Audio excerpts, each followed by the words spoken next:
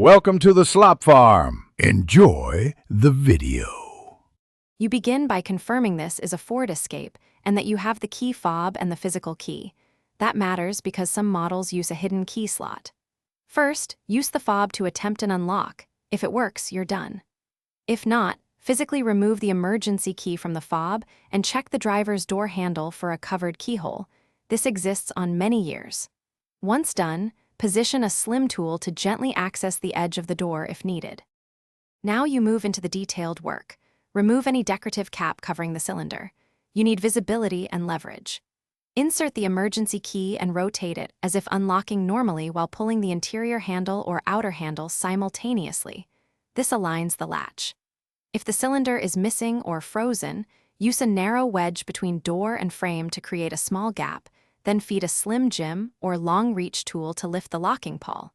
Make steady. Finish by pulling the handle fully as soon as you feel the latch release. You'll hear a click, then open the door. If the door resists, make sure you rotated the key fully and that the slim tool actually moved the pawl. Sometimes the linkage is disconnected or frozen. Also check the fob battery and replace if remote intermittently worked. If repeated gentle attempts fail, stop to avoid damage and call roadside assistance or a dealer for professional entry and lock inspection. Thanks for watching. Consider subscribing if we helped you today.